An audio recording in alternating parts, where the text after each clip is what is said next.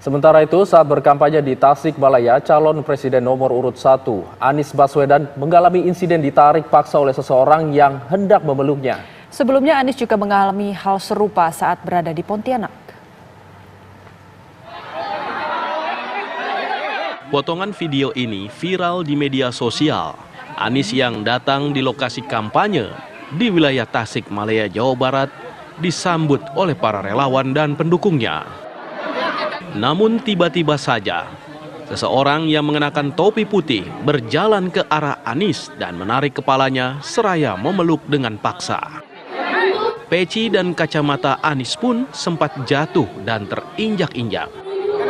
Melihat kondisi tersebut, pihak pengamanan langsung menarik pelaku dan mengamankannya. Juru bicara tim Amin menyebutkan bahwa insiden itu terjadi karena antusiasme masyarakat. Tim keamanan Capres juga dianggap bertindak sesuai standar operasional prosedur yang berlaku. Anies juga menanggapinya dengan santai.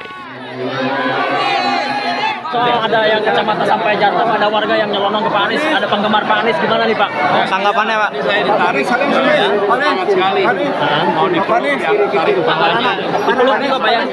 Saking cintanya ke Pak Anies Pak ya? Siapa lagi Pak?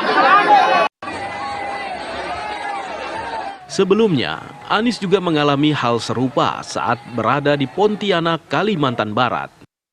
Seseorang bertopi putih juga nampak dengan sengaja memukul wajah calon presiden nomor urut 1. Video insiden ini juga sempat viral. Namun tim Anies tidak mengambil tindakan hukum atas insiden tersebut. Tim TV One mengabarkan. Lalu bagaimana kronologi insiden yang terjadi saat kampanye Anies Baswedan? Apakah benar ada ancaman ataupun tindakan kekerasan terhadap pasangan Anies Muhaimin saat berkampanye? Dan bagaimana upaya untuk mencegah insiden terulang lagi? Kita akan berdialog dengan juru bicara Timnas Amin, Muhammad Ramli Rahim. Selamat pagi Mas Ramli. Pertama kami ingin konfirmasi apakah benar memang ada ancaman kekerasan yang dialami Pak Anies di Tasikmalaya kemarin?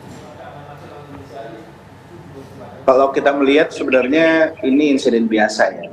Jadi Pak Anies lagi keluar, kemudian disambut oleh relawan, disambut oleh masyarakat, itu hal biasa.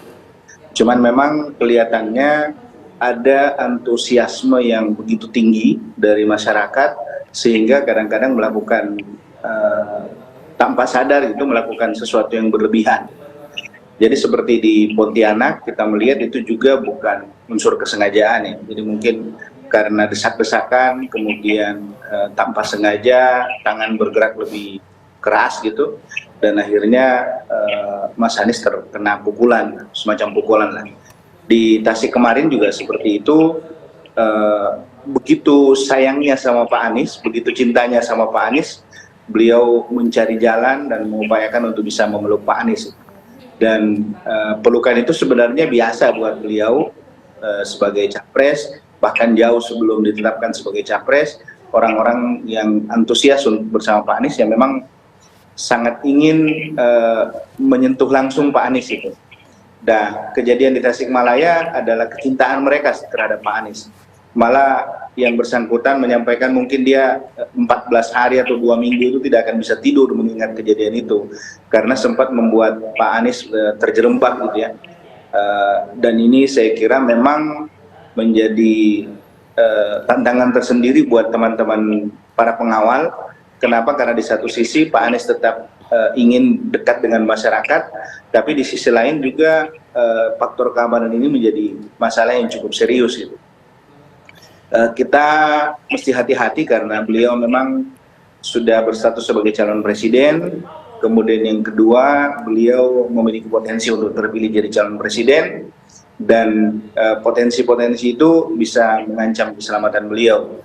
Ini masih sangat baik karena masih dari para pendukung ya. Kita tidak tahu kalau misalnya ada pihak-pihak lain yang menginginkan hal-hal berbeda, dan karena itu pihak pengawalan kita mesti lebih hati-hati, lebih cermat, lebih mengawasi jalannya kegiatan, dan kami yakin bahwa teman-teman yang bertugas menjaga Pak Anies memang sudah sangat sigap, mereka sudah sangat terlatih, Sehingga kemarin itu begitu ada kejadian yang bersangkutan langsung diamankan, dan memang beliau oleh teman-temannya juga memang beliau pendukung Pak Anies gitu. Jadi buat kita bukan masalah besar, cuman memang perlu hati-hati karena ini persoalan keselamatan. Ya baik beliau secara fisik maupun tekanan secara bisa terjadi. Baik Mas Ramli, tapi ini kan sudah terjadi 2 kali begitu ya. Yang ingin jadi pertanyaan kami itu, apakah sejauh ini kampanye Anies Baswedan di daerah ini memang betul ada ancaman atau tidak, Mas Ramli, sejauh ini? Sejauh ini sih ancaman nyata seperti itu ada juga ya. Misalnya seperti kejadian di Banten gitu. Ketika ada orang yang melepas puluhan ular di rumah Pak Wahidin Halim, itu hanya beberapa jam sebelum Pak Anies datang ke lokasi. Itu ancaman serius gitu ya. Artinya ancaman yang bisa mengancam jiwa bukan cuma Pak Anies tapi juga para tamu yang datang. Kemudian di beberapa tempat juga kita misalnya diikuti oleh orang-orang tertentu yang tidak dikenal, itu juga terjadi, dan ya hanya butuh waspada saja. Ya di mana-mana juga kejadian itu bisa terjadi, dan kami memohon kepada seluruh pendukung, seluruh rakyat Indonesia untuk bisa mendoakan Pak Anies. Baik. Ya bagaimanapun kita selalu serah diri ya. Hasbunallah wa ni'mal wakil, ni'mal maula wa ni'man nasir.